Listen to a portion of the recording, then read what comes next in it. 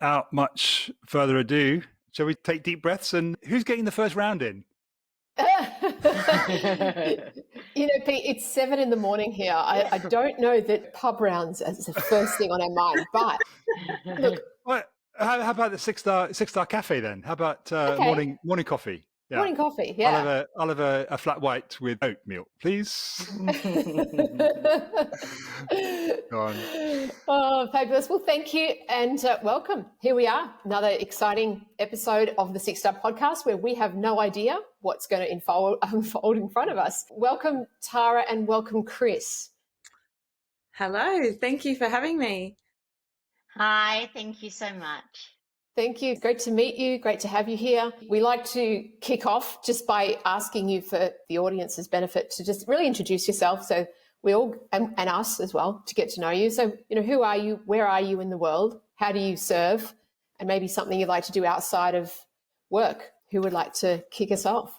I can go first if you like. Thank you, guys. So, Kris Grant, I'm based in Melbourne, Australia. So I am in lockdown. So obviously I've been CEO here now for about, be coming up 10 years. Outside of work, I have a huge passion for Pilates. Unfortunately, I can't do it apart from on the floor right now. And I have a huge, obviously, passion for equality and diversity as well, which we do a lot from a work perspective. And I have, of course, apart from my beautiful children, I also have next to me my little baby cavoodle, Apple, which I'm sure she'll come and say hello at some stage during this podcast. Oh, lovely. And I'm Tara. My name's Tara Solberg, and my husband Danny and I own furniture and homeware stores in New South Wales in Australia called Few and Far. We also have a wholesale side to the business, which is called Indigo Love. So we specialise in importing one-of-a-kind pieces from all over the globe and bringing them home to Australia. We love mixing the old with the new, and we have 4 stores in Huskisson, Berry and Bowral. And I also have an online course where I teach others how to build and run a successful retail business. And I guess I live on the south coast of New South Wales, so I love the beach and the outdoors and spending time with my family. And we're currently in lockdown as well, so loving it. Well, that makes 3 of us. Yeah. Finally, Pete, you get to say that you're not in lockdown. Yeah. Everyone else is.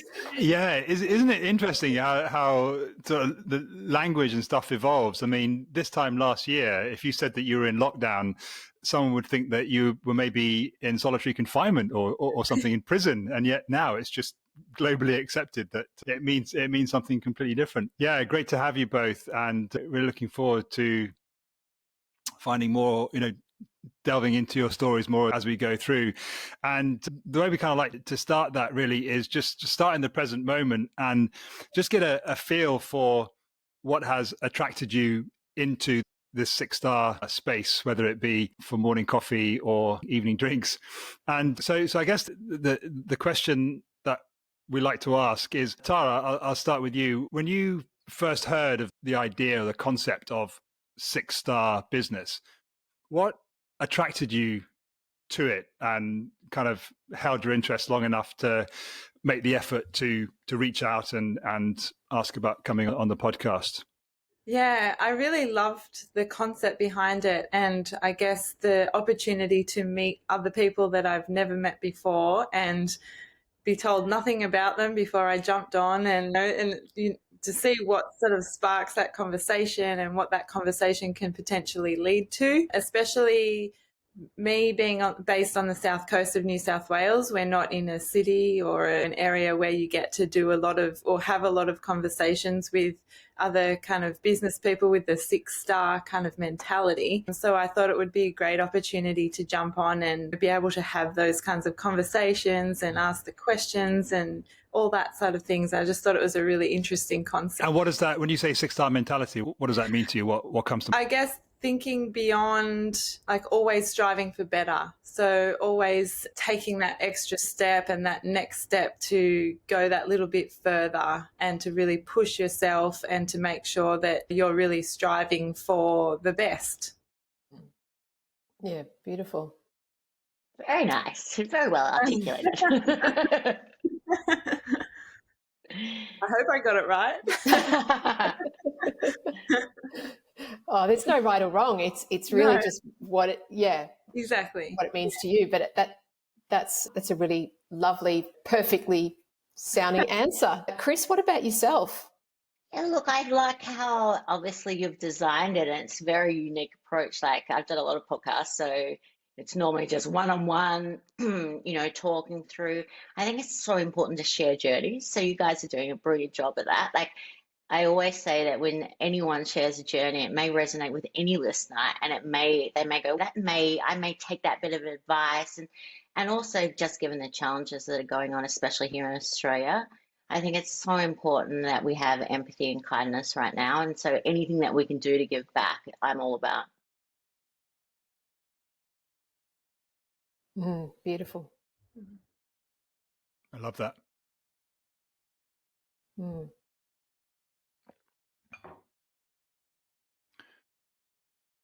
You look like you got a question there, Av. Yes. Well, I was wondering. You mentioned stories, and both of you did. And how about we start with tell us your story? Like, what brought you to this point and here today? What makes you you? Would you care to share a little bit of the Kris Grant story? Yeah, I could share a little bit of my story. So I've had a corporate life. I came up through the glass ceiling. So really young, C-level at 32 with 2 young kids, and I looked after a workforce of 50,000 throughout Asia Pacific. So I'm sure you can imagine there was endless challenges with that. And then about probably 7 years into that journey, I was like, why am I trying to change 80-year-old men here who are on my board? Like, I'm never going to change them. I was like, I want to learn from what I would not do in a relationship. Like, I'm just not going to put up with this nonsense. Do you know what I mean? So I was like, after years and years, and my EA at the time said to me, Kris, I'm going to show you some board papers. Everything that you're raising, the CEO like 20 years ago was raising the same challenges. And I was like, this is never going to change. And obviously recruitment was quite commoditized and still is quite commoditized. So I was like, I think I'm going to join a smaller firm and really try and make a difference in different ways. So I joined ASPL. Really different challenges. Obviously, not having as much market brand probably was our greatest challenge initially. But we've just done some really incredible work, probably off the back of just being so close to customers. Apart from me traveling excessively, we developed a leadership training program with Griffith University initially, where we were like, I don't think if you go to one-day training that you're going to transform into a leader. I'd seen that time and time again. That's what we'd offered in the market. So we developed a neuroscience program, which we've run throughout a lot of federal government, which has just been incredible. We're really looking at shifting behaviours with leaders and seeing some great results there. And from a recruitment perspective, because we're still in that market, because it is really tough here at the moment, given the borders are shut, we've really focused on like using our social objectives throughout our ecosystem. So looking at, which is just even a huge learning for myself, like looking at Indigenous challenges, so sponsoring some young female students from CDU up in Darwin, which is great to have that opportunity. And right now we're working really heavily, which is interesting given what's happened this week, with veterans and like working through their employee life cycle and setting them up for success, which is great too. So just all different types of things we work on a daily basis, which is really interesting, and doing a stack management consulting. So lots of different things, challenging because I'm training now like this.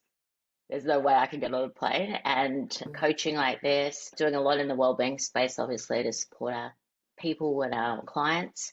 So yeah, really interesting work, and I'm always, looking at, how we can improve, and kind of I've really applied the same kind of neuroscience approach to myself over the years, which I always go when I'm talking about my journey. I was like, oh my God, because I was always the biggest overthinker, being a high achiever that you could ever imagine. I'm like, why did I overthink so much? Now looking back, I go, it's so important to be conscious. And if you want to have a conversation, have that conversation. So a lot of the learnings that we actually put in place for whoever the learners are, it's amazing now. I'm like, oh, I wish I knew that years ago. And Does how that did you give you some find that? insight? Yeah, definitely. And how did you find that transition from not just corporate life, but right at the top of corporate life into having your own business? I found it refreshing because I wasn't dealing with politics on a daily basis, to be honest. And I still find it refreshing. Like, I've got to have high energy every day to deliver what we do. And I felt like it was just zapping all my energy. Mm. So yeah, I guess like that. Tara, sorry. Oh no, I was just going to jump in because I guess the way that I've gotten to where I am at the moment is similar way, but obviously not through the corporate side of things. But I used to be a graphic designer in the surf industry, and before opening our own business. And it was at the point where because it was such a laid back industry and such a laid back place to work, we'd be going on surf breaks at lunchtime and, all of that sort of thing.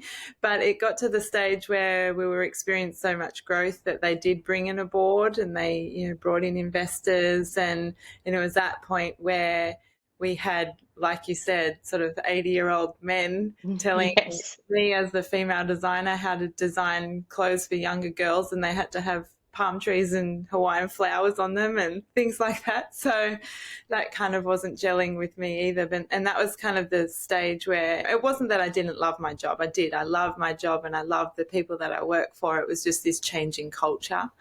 So that was when we decided to make that leap. But the whole transition into homewares was something that I'd always wanted to pursue. And so that was when, we decided to do that. But I'd come from a background, obviously living on the South Coast, where moving to Sydney for uni, I didn't even know you had to press the button on the bus to make it stop. I love that. All of that sort of thing. So everything was quite a big change for me. But then obviously going into our business, like you said, was really refreshing, and it allowed us to take control of our creative ability, I guess you'd say, and to be able to follow our passions and pursue what we wanted to do. So similar, but yeah, on a different level. And it's interesting. Tara, you're in, I guess, well, you say you've got a wholesale, so you're both B2C and B2B. Yes. Let's say, and I think it's fair to say, Av, that the majority of people that have been on the podcast so far, JMO, I think, is one that comes to mind that wasn't the surf instructor. Most of them have been in the B2B space, service professionals, providers. So it'd be interesting to explore the world of a 6-star business, one that is like so closely engaged with end consumer. How do you see? So you have physical bricks and mortar retail space. Is that right? Yes, we do. Yes. Yeah. So how do you see 6-star business playing out in a retail environment?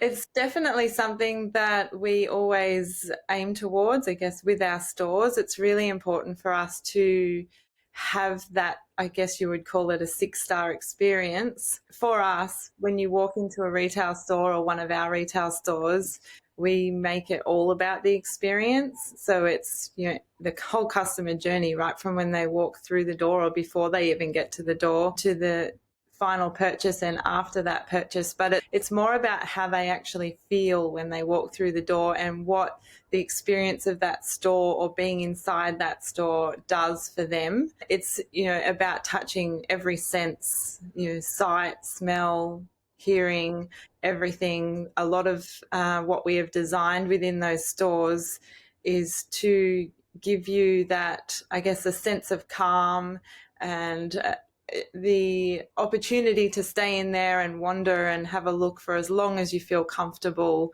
and to basically get lost in time and to enjoy this one-of-a-kind experience. So the 6-star experience is definitely something that we strive for when it comes to that side of things. And that is one of the most important parts of our business, which is that whole in-store experience and the way that we present our stores and design our fit outs and merchandise and the way that our staff relate to our customers, everything. So yeah, definitely that 6-star experience, which I guess is another one of those things that led me to the podcast, just thinking about how that relates back to our business. And that's why I sort of mentioned earlier that it's about striving for more and striving for the best. And that's exactly what we do within our stores and our business as a whole. From what you described, I want to come in and stay all day. I was just thinking it. Tara, are your businesses open at the moment? Like, are they allowed to be open? No. Yeah. No, so all of the retail stores are closed, but we are fortunate to have the wholesale side. And because we do sell online as well, we're able to operate from the pick and pack or the click and collect kind of. But obviously that is extremely limiting. Like, we do have 4 retail stores. So it's a big hit. Yeah, definitely. What about recruitment? That would be quite that would be so up and down at the moment. We do a lot of consulting as well, so I kind of am trying to educate our leaders, especially in the government space, that the market's not going to get any easier. So how about you look at investing back into your own capability right now and look at different ways. So we do a lot of workforce planning, so I think it gives them a good opportunity. But a lot of leaders aren't in that space. Like, they automatically go to operations, so they just keep fighting over the same pool of resources. But there is a good opportunity for them. To think about that. From our perspective, because we're a little bit unique in that we don't do large scale. So we just look at different ways, as I said before, like we're looking at different ways to bring in. Even the aging workforce down here has been struggling over the years. And they've got a lot to offer. So just different ways to kind of bring different capabilities back in. But it's a tough market, without a doubt. Yeah, definitely. And with so many ebbs and flows, I guess, with COVID, and one minute you're having to lay off staff, and the next minute we're bringing in a whole bunch of extra ones to keep up with that trying to manage business that way. It's really tricky.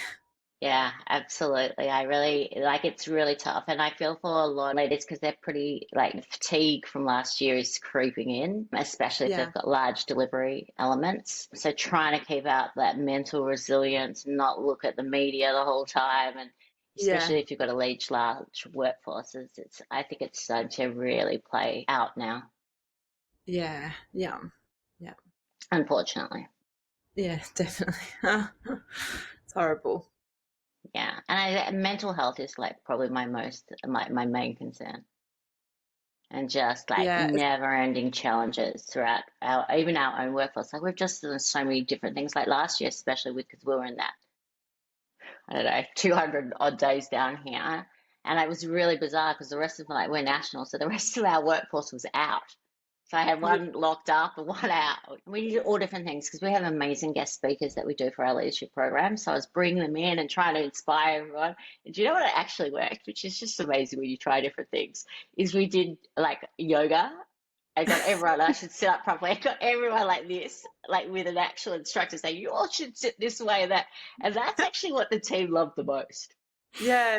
Well, I guess it's something that's completely different, and it takes their mind off what they have to think about and relaxes them, and it's something a little bit less serious. Yeah. And on reflection, we shouldn't really wait for a global pandemic to do that sort of thing. So it'd be great to sort of think of that as a kind of the silver lining to the cloud of COVID, is that it's forced us to be creative and to come up with ideas, which actually, with hindsight, recognizes as being really positive, creating that 6-star experience for employees. Yeah, look, we offer all different things for our employees for that reason, like Pilates. This is obviously just pre-COVID, because we had an office down in St Kilda for our Melbourne staff, and we had in our office, so they can all bring in their fur babies and their kids. And so I'm pretty big on that, like giving them lunches and doing, like, as I said, we had meditation at lunchtime. So yeah, we did a lot of that, but it was hard then to bring it back into online. But yeah, it is without a doubt. And in Victoria, I think we've got some of the most challenges with mental health, although New South Wales is obviously creeping up there now too. Oh, but Victoria, you're in lockdown number 6. It's just torturous. I know. We've got our curfew now, like from 9 till 5. Yeah. Like, where do we think we're going to go? Like, we're in a 5K zone. It's not like we can prance around in the streets. It's crazy. It's funny. It's really funny. So how do you try and be 6-star then in this environment? Given all the challenges that you're talking about, both of you, that you've experienced certainly in the last 18 months and even this year, which is, like you said, the culmination, and the weariness of last year is kind of still sitting around. People haven't gotten over it. So how do you bring that 6-star in? I think, Av, that it's about listening to your customers or whoever you're talking to. So I'm really blessed. Like, I do this all day long. I'm talking to our clients all day long, and I just really empathize with them. And being through it myself for so long, I can really go, yeah, absolutely. Like, your people are a priority. Trying to get to the space where you could actually have a more positive mindset right now is really tough. Right, on everyone. And just having that level of, as I said before, kindness. And in our space, because I had a US, so much I reported to the US for years, we have just such good customer service. So it's all about the customer to all of my teams. And the team that I have are just so incredible across all of my people, where they're just, it's all about the thank you. And in our industry, you don't get it a lot. Right? It just doesn't happen, right? Which is terrible, but it's true. And they're really, like, I'm always about just be authentic and just be yourself. And our customers love it. So I think that they can, because I allow them just to be themselves. They, in our space, which is unusual because corporate obviously is still quite traditional. Everyone, like, every single email that goes out, they're all about to whoever they're dealing with. I really feel for you being in lockdown. What can we do? And like sharing some of that, I guess, empathy for what we're all going through. And that helps, I think. Yeah. Yeah, for us, it's similar, I guess, to what Kris has said too. Like, communication is key, especially with your customers. Yeah. There's the dates are changing all the time when it comes to product delivery expectations. It might say on the website due to arrive in October, but then we have an email saying we're experiencing delays because we have a lot of our product made in India or some in China. India, for example, when they were going through their major crisis, we had a range of lamps that needed a paint powder coating finish, but in order to achieve that they needed oxygen, but the oxygen obviously was required for more important things at all of the hospitals. So we had delays with that, and all of the product is just taking longer to get made and then to ship, and then we're having shipping delays. There's no containers available, all that sort of thing. So that date on the website is constantly changing, or it's always moving. So obviously being in touch with the customers is key. But we've really used this time and even when we first went into lockdown, when COVID first came in last year, 2020, we really focused on refining all of our processes, our systems and processes throughout the whole business. So within the warehouse, through the stores, all the behind the scenes processes, so that in the hope that when we did come out of it, we could potentially be faced with a lot of business and quite hard, which we actually were, which was good. But because of all of that and the work that we'd done, we were ready for it. So we're looking at this again as another opportunity to keep refining. We're tidying up the warehouses, moving everything, relocating things to different areas and relabeling, just getting it all nice and neat and tidy so that it's all organised and ready and can work efficiently when things open up again. Mm. That's wise. I mean, taking advantage, but you're also, it's part of business. It's part of being 6-star. It's that constant evolution and looking inward, isn't it? Yeah, definitely. And you don't want to just sit still and waste time. When you've got people there that are able to work, then you need to take advantage of that. And it also keeps everybody kind of in a bit more of a positive mindset because they've got something to focus on and we're not thinking about the sales that we're losing or whatever it might be. So, yeah, there's always something to focus on. Mm.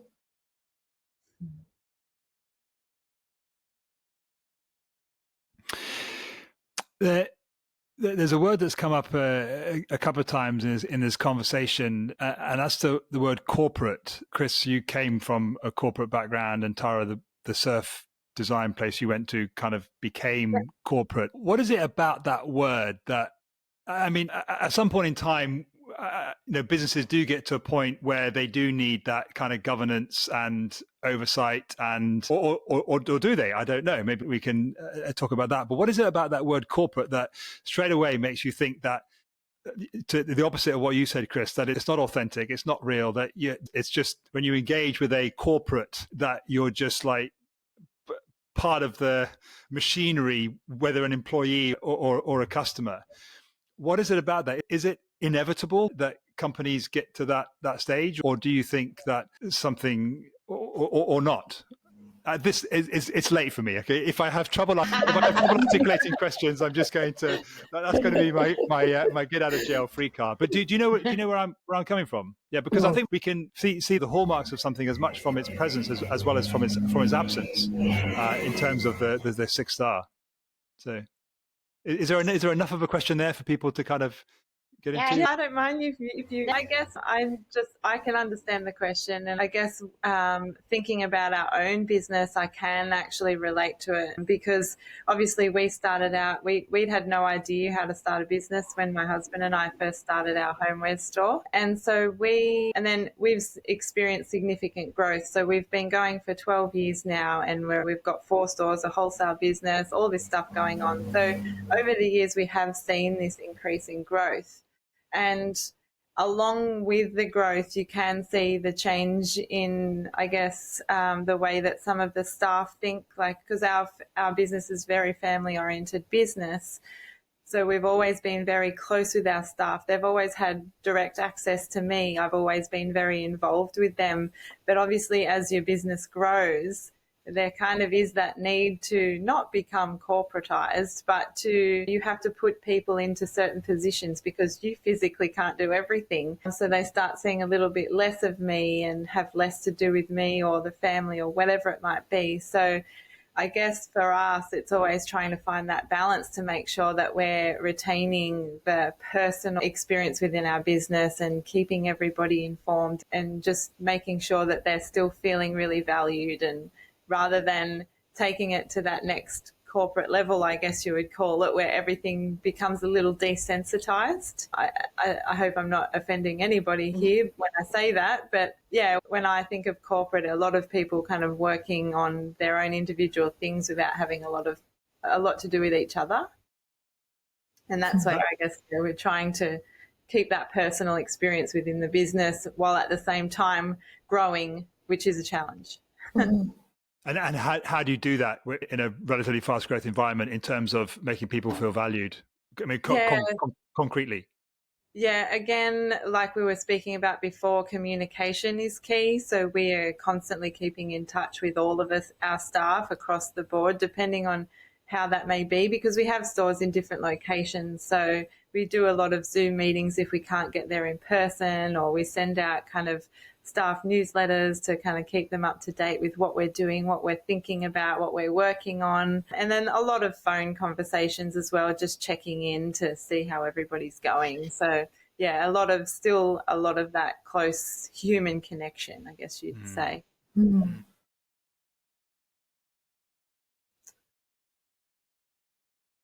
So important, Tara. I've actually learned over the years, it's really funny because I've always invested. I'm so passionate about people, but I think it's also good in reflection to go, you know what, you can't bring everyone on the journey. No. That's probably what my own leadership learning, because I've always been invested so heavily in my people. And now I've got the opposite. I'm like, you know what? I'm bringing you on the journey for as long as you want to be engaged for. Do you know what I mean? Like, it's a different, like, I don't worry about it as much. And I've got people that have worked with me for like 7 years, and then I've got people that only come and go as well. And I think that's fine. And I always say that, like, you just can't always, it's not like your kids or something like that. You've got to try and go, well, I will lead you to success. But if you, like, some people just aren't ready. And that's fine. You're right. Yeah. And they've got to want to be there. They've got to want to kind of, rise with you as well. Like, they've got to put in the effort and also appreciate what you're doing for them as well, the opportunities you're providing. Yeah. I can remember I was speaking to one of the ministers in Darwin, and she was having this great chat to me because we've done a lot of work there. And she's like, Kris, when I was actually younger, I agree with this 100%. Like, we're kind of trained to deal with all those poor performers, right? So say 30% of your workforce is like underperforming, or 20%, whatever. Most of our effort goes there. And you've got the high achievers that can come and go. And then all the middle we all miss out on because we're not focused on it. Do you know what I mean? Because we're spending hours dealing with people that aren't performing or not engaged. And now I just go, look, if they don't want to be here, let's just keep moving rather than focusing endless energy into them. Yeah. That's a very healthy outlook, and because you've got love but with detachment as well. So you're invested, but you're not attached to the need to keep them with you. And I remember when I was in the corporate world, I was very fortunate to have a boss who was human. So this was very early on in my career at Australia Post, actually. And he reported through to the MD. So I had a very close kind of connection to the MD, to the point where he would come into my office and tell me awful jokes occasionally. So anyway, not my boss, the MD would. Anyway, my boss was very human, and he taught me a lot. And he said, honestly, Av, you've got to, when it comes to having people around, because I was always questioning, well, why is that person moving in here? And what I loved the human dynamics and psychology of all of these organizational groups. And he said, people will self-select out when they are not aligned. And I saw it in action. I didn't have to read it from a book. And it was a beautiful lesson. He said they'll come on board the bus if they align with what the values up front. But for whatever reason, they're on their own journey as well. So the point where their growth needs greater than what you can offer them, it's a blessing to be able to let them go on to the next step. So I had that grounding, and it was a really key lesson for me, because it was around allowing people to move on, let go, and if you give them that gift, then you're actually enabling them to be better. Yeah, and I think we all have to keep our ego in check with that sort of, because it is kind of, you kind of go, oh, I'm going to take this personally, whereas I've learned over the years, like, I just don't take it personally. And, people are complex. What's going on all the time in their home lives, or you want to give, but like, because I'm all about giving back and ensuring that they're engaged, but we're not living their lives, if that makes sense. And I'm kind of really respectful of that, especially as we're in people's homes right now, as in people working from home. Yeah, it's an interesting balance. It is. Being invested and being able to also be detached. I think that's exactly what it is. Tricky. So I was going to say, we really are in people's homes, because you're in my kitchen, and I don't know what room you're in, Tara, but isn't it weird when you get on a Zoom call with someone and they're kind of in the corner of the bedroom and you can see their bed, and it's like, I never take people into my bedroom when they come round to the house physically, and yet I love that. I actually was having to search for like the lightest part of my house this morning. Quite dark. So I'm actually in the corner of my bedroom right now. I love the backdrop. You took the words out of my mouth, Kris. I was just going to call it out. Incredible. Would you describe it for our listeners, Tara? Is that one of your pieces? Yeah, so this is a piece from India. So it's quite intricately carved, but it's an original piece. I think I'm not exactly sure of the age of it. I think usually a lot of them are around sort of 80 to 100 years old, but this particular piece, the doors have all been carved from one piece of timber, and it's all of the kind of, I guess, the tribal kind of motifs and that sort of thing. But these are the kinds of pieces that we're always looking out for. And this particular one we'd noticed in one of the factories that we walk around and choose and select our pieces from. And I'd never seen anything like this one, which is why it's in my bedroom. I couldn't let it go. I couldn't sell it because I've never come across anything since. So we sort of had to snap that one up. And there's been, times with other pieces like that as well, but we're always searching for those unique pieces, always something with a story. Oftentimes we'll find pieces that are covered in dust and you won't know actually what it is until you ask them to kind of dust it off and brush it off, and then you see kind of what lays underneath, and it's amazing. So, that's kind of part of the thrill, I guess, of our jobs and being able to discover all of that. Now it's a little less exciting having to do that over the internet and through email, and there's no sort of sense of discovery. It's kind of, well, I guess there is when you unpack it from the container at the end and you go, oh, gee, that's not what I thought it was. But so that's difficult at the moment, but that's definitely having those pieces with stories and a previous history is really important to us, and this is one of those. Beautiful. I'd love to understand how, this is for you, Tara. Do you have customers that come to you and say, hey, I'd like a certain piece, or there's something I'm looking for and it's kind of like this? Do you take those kind of Yeah, we do. A lot of the times people will either just have sort of certain dimensions that they need to fill, or a kind of a certain look that they're trying to achieve, and we often have a lot of pieces that can fit that, what they're looking for. But if we don't, or they've seen something that we've had previously and they bring in a photo of that piece, like that they've screenshotted online or whatever it might be, and they say, oh, I missed out on that one, can you get me another one? Well, unfortunately we can't, because they're all one of a kind pieces, but we can look out for something similar.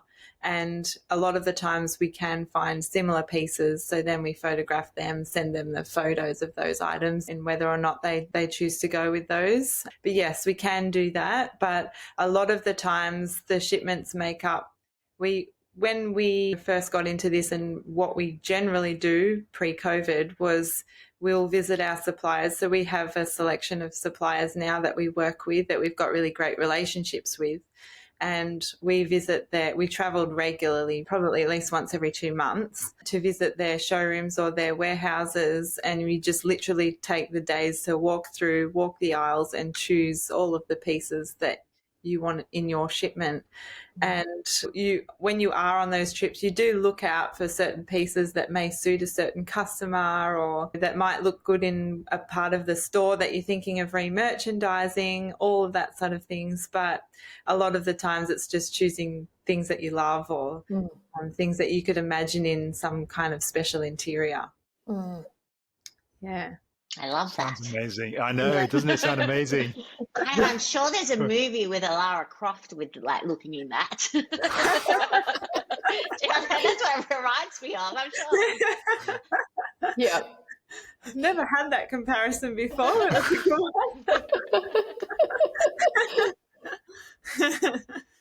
Yeah, no, it's a really rewarding experience, and so it's something that we're really missing at the moment. My husband and I usually take it in turns, because we've got 2 young children now, so 4 and a 7-year-old. So prior to that, we used to travel together, but then after having the children, one of us would stay at home and the other would go over, and I do have to say that it is much more exciting when you're with the other person and you can kind of get excited together. Whereas when you go on your own, you're kind of FaceTiming, or Danny, my husband, will send me through all of the photos at the end of each day, and I'm having to stay up to like 11 o'clock at night so I could get his emails and write back and all that sort of thing. But, it is what it is. But now it's just kind of, now we need to try and pick a new shipment without being able to go there. And, yeah, it's tricky. especially not sort of feeling like you're finding the diamond in the rough kind of thing. It's like this Yeah. whole part of the experience. Wow. Yeah. It's tricky. So one of the commonalities of both of you in this conversation is all about how you make people feel and being human, which I absolutely love. How have you received kind of validation or acknowledgement of that human love that you give to your customers? And is it important for you to receive that, in whether it's feedback or just the organic response from your customers? I think from a business perspective, it's really important because you can obviously, any sort of feedback you get, positive or even constructive, is really good. So you can obviously adapt. I'm also very careful that the higher up you go in the hierarchy, the less feedback you get. So people, even your own people, could want to please you. You don't get as much feedback. And I'm constantly trying to keep my own ego in check. Do you know what I mean? Like I'm all about like making sure that trying to get out, because people are fearful too, especially if they're young and they're like, wow, I don't want to speak to, the CEO or all of that. And even some of our clients can be like that, right? So it's just being really authentic. And as I said, really, if it's just keeping, and I learned that when I was really young, is just making sure it's about the business and not about you. So that makes sense. Mm. Yeah, definitely. I can agree with you on that one too. The higher up you get, the less feedback. But I guess for us, I can say that I have experienced that, but I guess it's not, I'm sort of out of reach. I feel like it just sometimes it may not be passed on or something like that accidentally. But when you do actually receive the feedback, we do have, especially I feel like the feedback coming from the stores to me is really important. Obviously the physical retail stores as well as the online space and the wholesale. But when you do actually receive that feedback, and some of the feedback that we've had recently has just been so, I guess, heartwarming and beautiful. And it's just, it actually makes you feel so good because you know that you're on the right track, you're doing the right thing.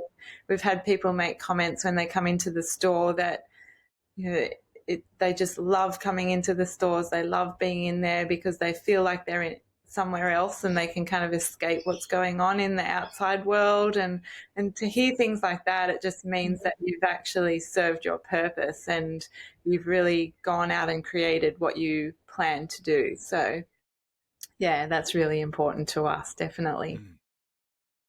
It's not a bad aspiration for any business, really, to create an environment, even a business environment, where the customers have an opportunity to kind of forget about what's going on outside, so they can actually focus on what it is that's happening for them right there. Yeah. Easier to do perhaps in a retail environment. Sorry, Kris. Yeah. No, I was saying, well, we do that for a living because we do coaching. So I must say, whenever I'm doing workshops or like one-on-ones, they're like, Kris, I feel like this is therapy. This is great. Like, oh my God, I've become but it is, it is important. It doesn't matter. People are people. It doesn't matter if you're talking to someone who's on the board of Telstra or like someone that you're talking about that's coming through the ranks. Like, it's the same challenges, right? Yeah. So people need to be heard. And I think I agree with you, Tara. Like, I find that probably the most rewarding part of what we do is just letting people talk, letting them kind of have that safe space to have like an inclusive conversation. It's awesome. Yeah, definitely.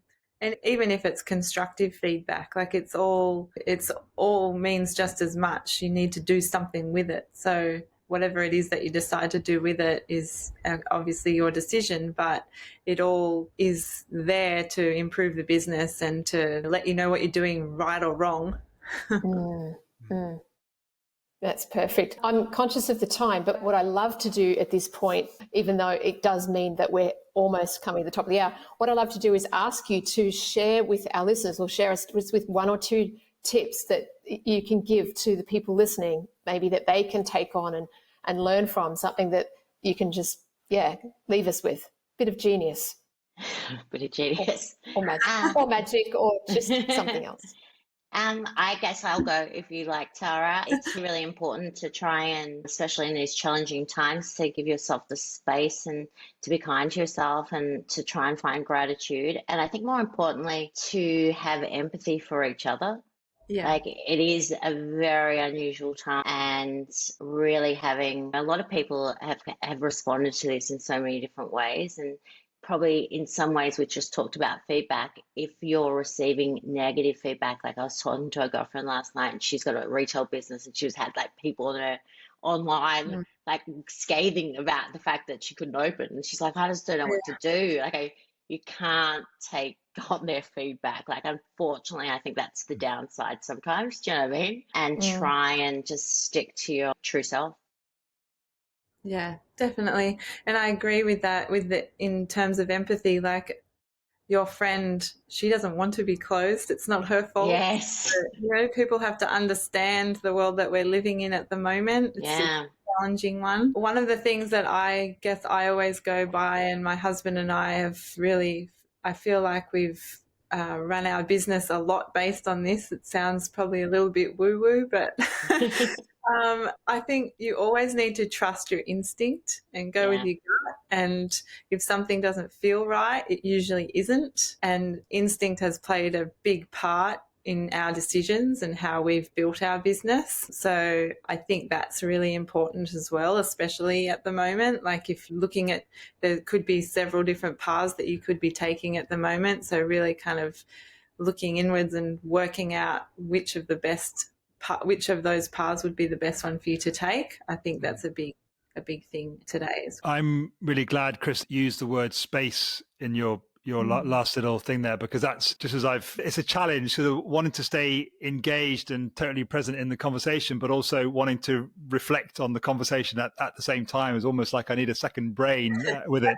But it's one of the things that I've taken away from this conversation is the importance of space and time. So Tara, you spoke so beautifully earlier on in the conversation about the physical space that you create for your customers in your retail spaces, that the sense of calm, but also Kris, when you're saying about the importance of listening to people, that takes space, that takes time. You can't rush these things. You can't, okay, I'll listen to you, but I've only got 6 minutes, right? So you gotta hurry up. So that's for me, that's the kind of theme, if you like. For me personally, I know different people, everyone listening takes their own thing away, but yeah, both from the physical and also from the human side, this sense of creating space and time for each other. Yeah. Hallmarks of 6-star, I think. Especially in such a time-poor world at the moment where we're trying to do everything, and it's a lot more fast-paced than it used to be. So, taking that space and time. Slow it down, baby. Yeah. Slow it down. I could take one of those lessons. Kris is laughing. I have to practice what I preach. So I'm high energy, so I have to kind of balance it out. I'm all about the balance now, and I'm all about consciousness, obviously. That's what we teach. So it's more about, and a lot of time, I'm sure you all know, especially when we had the initial lockdowns a year ago, everyone was complaining about Zoom fatigue, right? Oh, I'm so tired from Zoom. And I'm like, because they're not normally conscious in meetings, because they're like multitasking, like no to no end. So it was really interesting seeing that everyone I spoke to was like, oh my God, Kris, I mean, I don't know how you do workshops for hours on end, because I can't even be on for an hour. Well, half an hour. It's really interesting. So I think it's kind of forced that, which is good in some way. Because you're on camera and you have to be obviously engaged. But I think people have got around it in some ways as well, as in turning off their cameras and things like that. I never thought of it like that. Yeah. It's good.